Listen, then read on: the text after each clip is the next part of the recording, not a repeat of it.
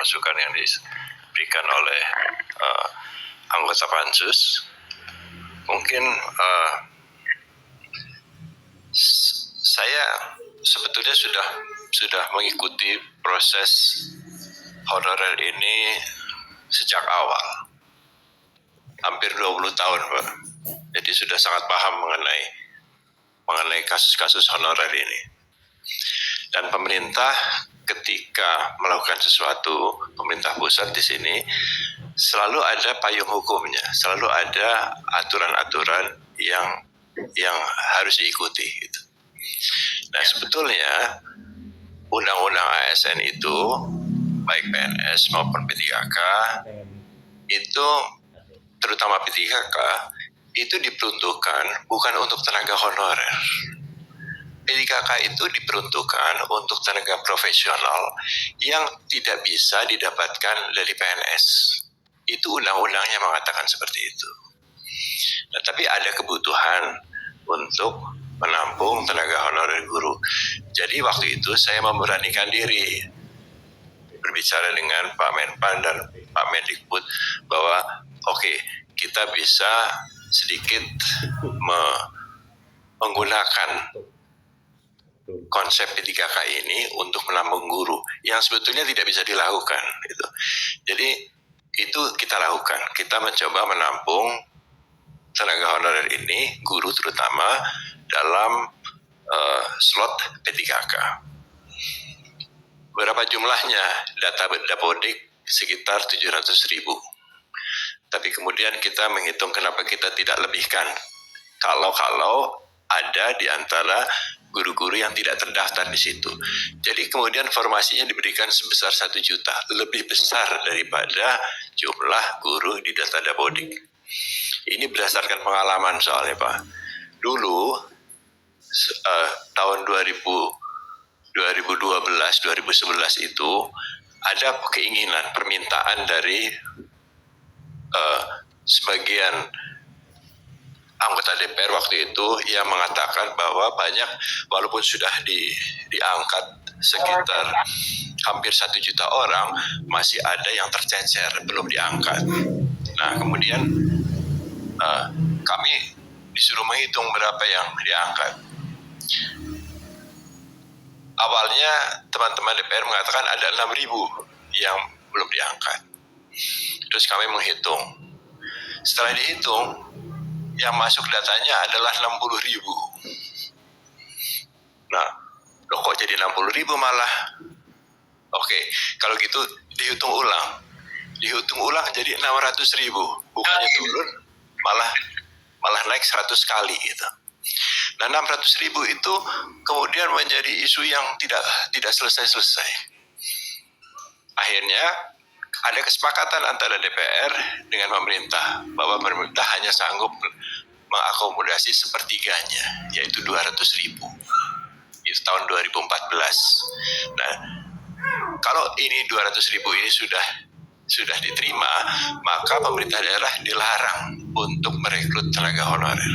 Itu kesepakatannya begitu. Nah, kemudian dilakukanlah tes untuk 200.000 itu.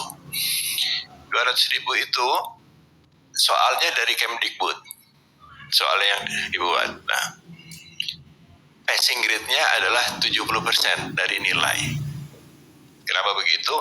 Karena menurut Kemdikbud, kalau anak sekolah saja harus 70% menguasai, masa guru tidak? Gitu. Jadi 70%.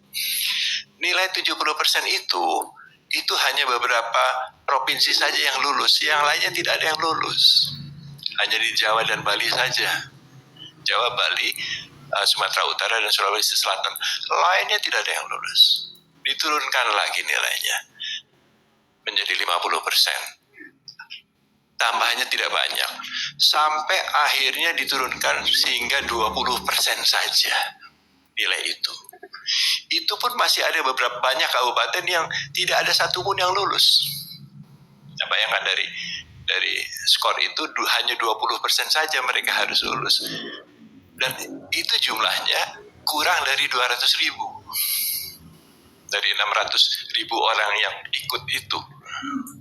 Jadi kita tahu nih kualitas mereka sebetulnya seberapa. Nah, itu kemudian masih diturunkan lagi nilainya sehingga mencapai 200.000. Nah setelah itu ada beberapa tes. Kalau kebetulan pemerintah memberikan formasi, kita tes. Nilainya juga sangat rendah gitu ya. Itu juga tidak lulus. Banyak yang protes kenapa kami sudah mengajar lama tidak lulus. Nah, tes ini kan karena ada aturannya gitu.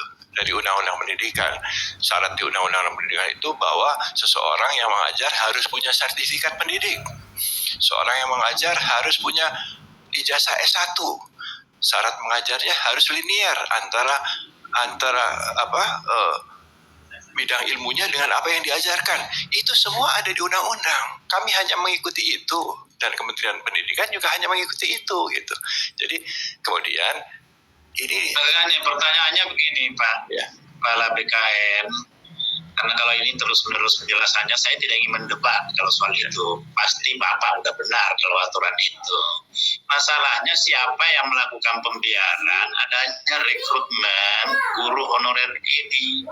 Itu kalau memang tadinya sudah ada kesepakatan seperti itu dikunci di situ. Tidak ada lagi penerimaan guru honorer, selesai. Ya, ini masalahnya ini. Sekarang kita mau keluar dari masalah. Ya. Jangan kita harus ada political will. Gak mungkin ini dengan kembali kepada aturan-aturan yang disampaikan itu. Karena itu saya kira memang tidak bisa selesai dengan rapat kerja seperti ini, tapi harus dengan yang lebih tinggi, dengan presiden harus. Ini political will kita perlukan ini. Cuma ada beberapa ini yang konkret. Saya waktu masa reses baru-baru ini saya kembali ke daerah. Dan ada beberapa kabupaten, tapi satu yang saya fokus di Pangkajene dan Kepulauan itu, ada 664 honorer K2 yang sudah dinyatakan lulus seleksi CPNS oleh Panselnas di tahun 2014. Betul. Saya yakin, dia bilang, Kepala BKN tahu itu, BKN. Dia bilang, itu kenapa itu sampai mereka belum diangkat, padahal sudah dinyatakan lulus Panselnas itu. Nah, kewenangan pengusulan pengangkatan itu ada di kepala daerah. Di kepala daerah. Jadi usulan formasi kewenangannya juga ada di kepala daerah. Itu undang-undang desentralisasi begitu. Ya, betul. Jadi dari 1 juta itu yang diberikan formasinya hanya 500.000 saja yang diusulkan. Ya. Nah ini jadi yang tangkap ini kasus satu ya. Kasus ini bagaimana kira-kira penyelesaiannya itu sudah lulus mereka, tapi tidak diusulkan oleh kepala daerahnya dan bukan hanya di Pangkep, di banyak tempat begitu. Itu betul banyak tempat begitu. Banyak tempat yang lengkap datanya dikirim ke saya ini. Klaten juga begitu, di banyak tempat seperti itu. Dan kami karena kewenangannya ada di pejabat pembina kepegawaian yang dalam hal ini adalah bupati atau wali kota, tidak bisa menetapkan NIP kalau tidak ada usulan dari itu nggak bisa diintervensi dari pusat. Tidak bisa Pak, karena itu undang-undang pemerintah daerah adalah kewenangan mereka. Apa alasannya mereka itu untuk tidak menetapkan? Saya tidak tahu Pak, banyak mungkin alasannya gitu. Karena mungkin mereka tidak mendukung dalam pilkada, karena ya itu bukan yang direkrut oleh mereka ketika banyak alasan seperti itu. Jadi itu yang kami di BKN tidak punya kewenangan seperti itu. Apa solusi yang Bapak bisa rekomendasikan ke kami terkait dengan ini mungkin harus berbicara dengan teman-teman dari Kemendagri ini bagaimana? Mana Pak Sekjen tadi? Pak Sekjen dulu itu. Bilang sama Pak